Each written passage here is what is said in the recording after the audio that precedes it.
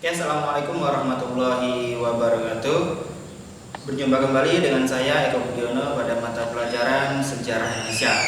Baik, pada pertemuan kedua ini kita akan melanjutkan materi kolonialisme dan imperialisme Indonesia. Pada pertemuan kedua ini ada 3 poin yang dibahas. Yang pertama yaitu berkembangnya pengaruh Portugis Indonesia, kemudian berkembangnya pengaruh Spanyol Indonesia, dan yang ketiga berkembangnya pengaruh VOC di Indonesia. Kita mulai dari masuk dan berkembangnya pengaruh Portugis Indonesia. Portugis itu masuk ke Indonesia melalui Afonso de Albuquerque yang menaklukkan Malaka dan Goa. Ya. Kemudian setelah menaklukkan Malaka dan Goa, rempah-rempah Indonesia yang beredar di Malaka dan Goa itu dikuasai atau dimonopoli oleh Portugis. Kemudian selanjutnya Portugis menjalin kerjasama dengan beberapa kerajaan di Nusantara. Di antaranya yang pertama Kerajaan Sunda atau yang dikenal sebagai Kerajaan Pajajaran.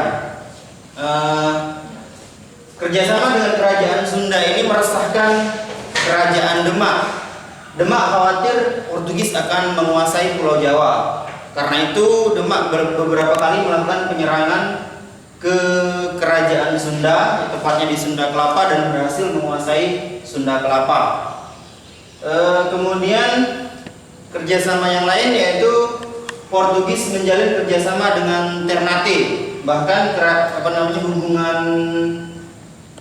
Portugis dengan Ternate ini sangat erat, sampai-sampai Portugis diizinkan mendirikan benteng, diantaranya benteng Sao Paulo dan benteng Gamalama. Namun hubungan kerjasama antara Portugis dan Ternate ini akhirnya memburuk karena Portugis turut campur dalam urusan dalam negeri kerajaan Kesultanan Ternate. Puncaknya yaitu setelah melengsarkan Sultan Tabarigi dan membunuh Sultan Hairun.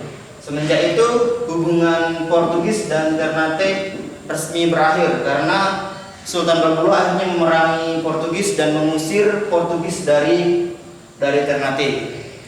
Kemudian berakhirnya pengaruh Portugis di Indonesia ini setelah perjanjian atau kesepakatan Lisabon, yang mana isi dari perjanjian itu mengharuskan Portugis meninggalkan seluruh wilayah Nusantara kecuali Pulau Timur atau yang kita kenal sekarang sebagai Timur Leste. Kemudian kita lanjutkan yang kedua yaitu masuk dan berkembangnya pengaruh Spanyol di Indonesia. Spanyol seperti yang kita ketahui yaitu Sebastian Elcano sampai di Nusantara setelah sebelumnya tiba di Filipina, pelayaran berlanjut sampai ke Tidore, Kerajaan Tidore. Ya. Di Kerajaan Tidore ini Sebastian Elcano itu disambut baik oleh Kesultanan Tidore karena alasan yang cukup politis. Ya, saat itu Portugis sedang bekerja sama Ternate bekerja sama dengan Portugis, yang mana Portugis juga Ternate juga memiliki konflik dengan Tidore. Jadi ada konflik Ternate Tidore. Kemudian datangnya Spanyol di sini dimanfaatkan oleh Tidore untuk menjalin kerjasama dengan Spanyol. Jadi Spanyol juga turut serta dalam urusan politik antara Ternate dan Tidore. Bahkan Tidore juga mengizinkan Spanyol untuk membangun benteng, kemudian monopoli perdagangan dan lain sebagainya.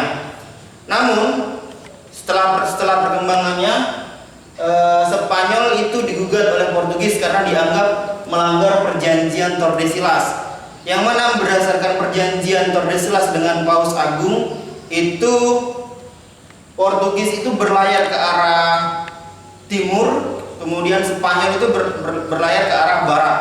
Tapi akhirnya ternyata karena bumi bulat, ternyata mereka bertemu di Maluku ini. Awalnya mereka tidak tahu kalau bumi itu bulat, tapi setelah penjelajahan samudera ini ternyata terbukti bahwa ternyata bumi itu bulat. Kemudian dibuatlah perjanjian yang kedua, yaitu perjanjian Saragossa, yang isinya memutuskan bahwa bumi dibelah kembali menjadi 2 bagian utara dan bagian selatan. eh, berdasarkan perjanjian ini akhirnya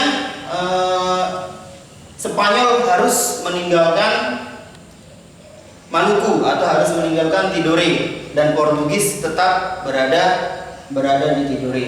Ini isi dari perjanjian Saragossa. Ya, kemudian kita masuk bahasan yang ketiga, yaitu VOC. Ya.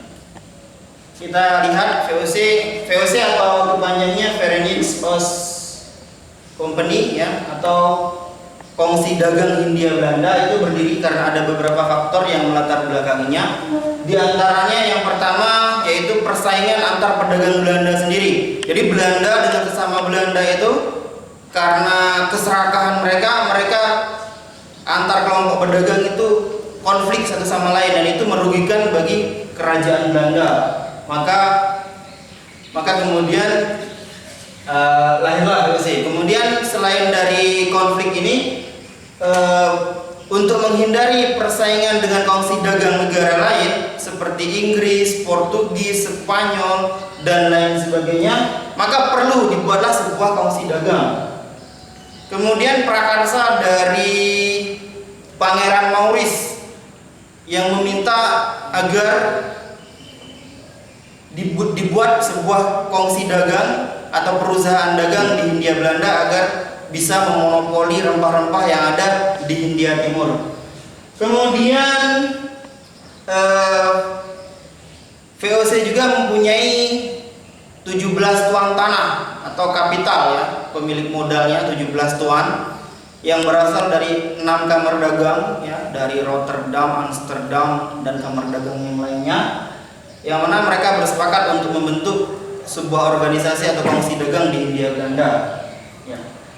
Kemudian agar VOC itu mampu bergerak atau berjalan dengan baik dalam menjalankan organisasinya, VOC diberikan kewenangan atau hak-hak yang luar biasa yang dikenal dengan nama hak oktroy.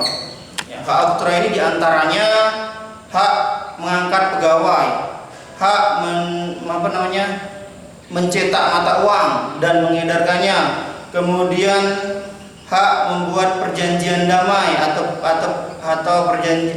pernyataan perang dan perjanjian damai, kemudian hak memiliki armada perang dan menyatakan perang. Sehingga karena kewenangannya yang luar biasa ini, VOC itu seperti sebuah negara di dalam negara. Kemudian Gubernur Jenderal VOC ini diantaranya ada Peter Booth, ya. Kemudian Jan Pieterszoon Koen. Ada dua ini yang populer, ya. Peter Booth ini merupakan yang menguasai VOC berkuasa di wilayah Ambon dan Batavia, yang mana saat itu pusat kekuasaannya berada di Ambon.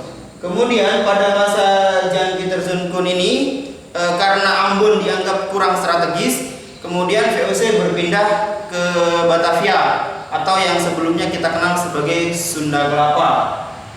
Kemudian kebijakan VOC di Indonesia diantaranya yaitu kebijakan ekspatri, kemudian kebijakan pelayaran hongi, kemudian kebijakan yang ini sering kita tahu yaitu divide et impera, yang mana politik adu domba yang kemudian membuat Belanda bisa bertahan cukup lama di Indonesia. Ya, itulah, ya, kebijakan-kebijakan VOC. Untuk detail materi bisa dibaca pada modul yang telah tersedia. Oke. Pak rasa cukup untuk pertemuan kali ini 3 materi ini. Kemudian untuk pertemuan selanjutnya kita akan belajar mengenai beberapa gubernur jenderal yang pernah berkuasa di Indonesia. Oke, Pak akhirnya cukup. Billahi taufiq wal hidayah. Assalamualaikum warahmatullahi wabarakatuh. Sampai jumpa pada pertemuan selanjutnya.